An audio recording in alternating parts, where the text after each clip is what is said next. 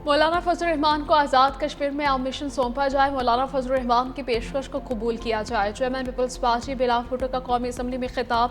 ख्वाजा आसिफ का नाम लिए बगैर तनकीद का निशाना बना डाला। कहा वफाकी वजीर के बयान ने कश्मीर में लगी आग पर तेल डाला है। चंद वज़रा वज़ीर आज़म की मदद की बजाय उनके काम में मुश्किलात पैदा कर रहे हैं।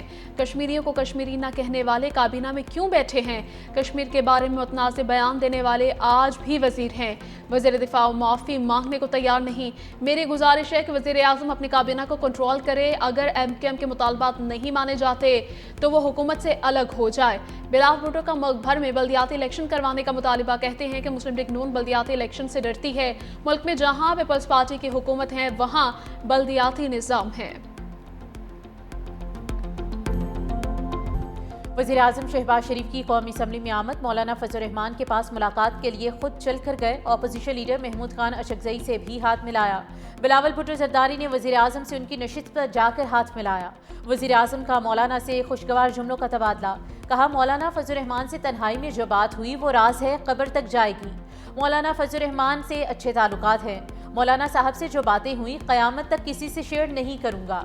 मौलाना की ऐवान में पूरी तकरीर नहीं सुन सका, स्पीकर के तवस्सुत से जवाब दूंगा।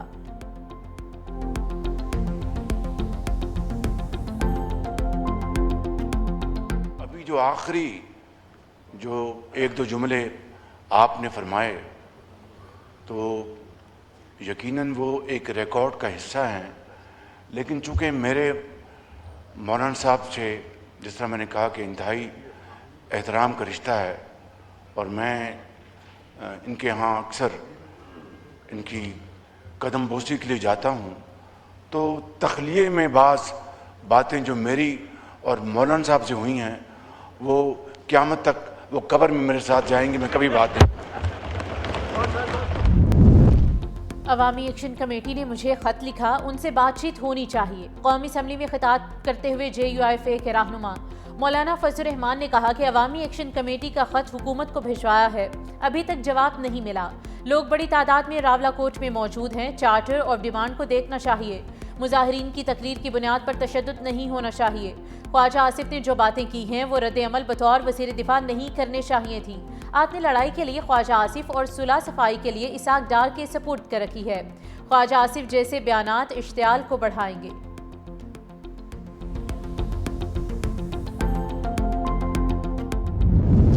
बात करते हैं, जब भी जो इक्विटी डिमांड करते हैं तो अपने माजी के ऊपर थोड़ा सा नजर तो दौड़ाएं। आपका माजी जो है, हमारा माजी भी कोई काबिल रश्क ना रहा होगा, लेकिन हमने फिर भी कोशिश की, हम दो पार्टियों ने, कि हमने एक डॉक्यूमेंट साइन किया।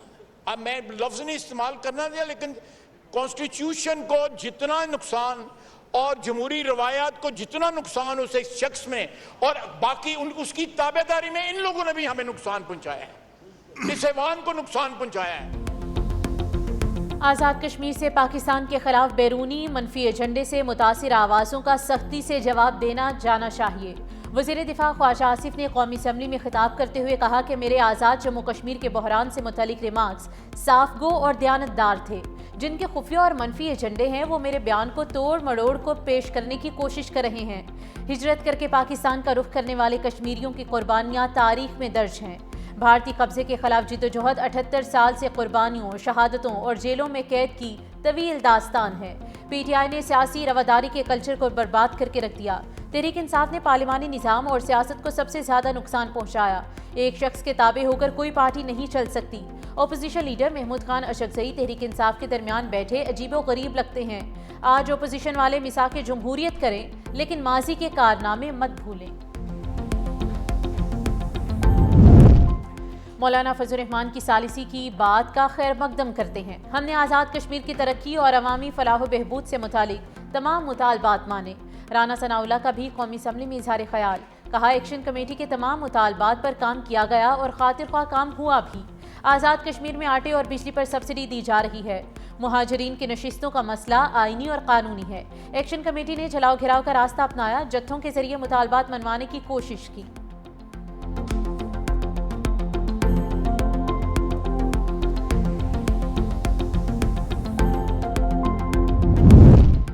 ایرانی صدر مسعود پزشکیان تاریخی ایک روزہ دورہ پاکستان مکمل کر کے وطن واپس روانہ۔ فیلڈ مارشل سید عاصم منیر، نائب وزیر اعظم اسحاق ڈار نے صدر مسعود پزشکیان کو الوداع کیا۔ ایرانی صدر نے دورہ پاکستان میں صدر آصف علی زرداری اور وزیر اعظم شہباز شریف سے علیحدہ ملاقات کی۔ ایران اور امریکہ میں ثالثی کردار پر وزیر اعظم شہباز شریف کا شکریہ ادا کیا۔ ایرانی صدر فیلڈ مارشل سید عاصم منیر سے بھی ملے۔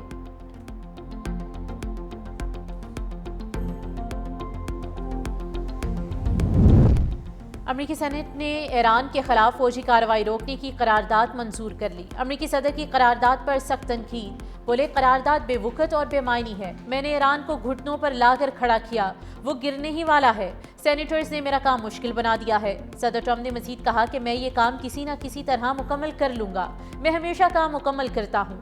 سینٹ نے 48 کے مقابلے میں 50 ووٹوں سے مشترکہ قرارداد کے حق میں فیصلہ دیا۔ قرارداد اس ماہ کے آغاز میں ایوان نمائندگان سے بھی منظور ہو چکی ہے۔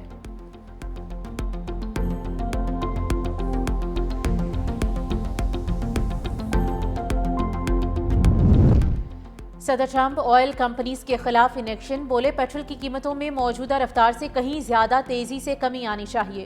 محکمہ انصاف ان آئل کمپنیز کے خلاف ایکشن لے جو قیمتیں کم نہیں کر رہیں۔ بڑی تیل کمپنیاں پیٹرول کی قیمتوں میں کمی لانے میں ناکام ہیں، جس پر ان کے طرز عمل کا جائزہ لیا جائے گا۔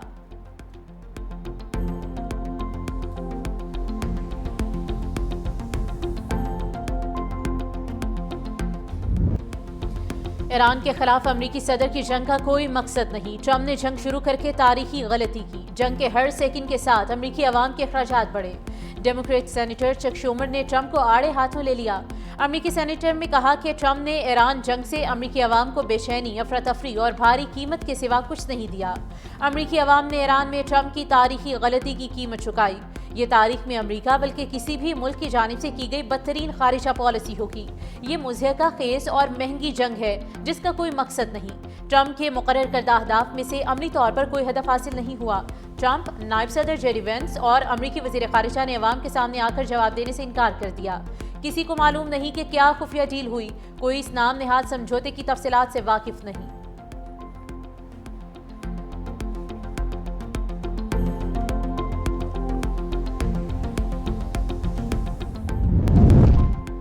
وزیر اعظم کی قائم کردہ کمیٹی نے متنازع ٹیلی کام ری آرگنائزیشن ترمیمی بل میں بڑی تبدیلیاں تجویز کر دیں۔ ذرائع کے مطابق سب کمیٹی نے متنازع شقوں پر اعتراضات دور کرتے ہوئے بل کا نیا ڈرافٹ تیار کر لیا۔ بل کو عوام دوست بنانے اور شہریوں کے نجی املاک کے تحفظ کو یقینی بنانے کے لیے نئی تجاویز شامل ہیں۔ نظر ثانی رپورٹ آج وزیر اعظم کو پیش کیے جانے کا امکان ہے۔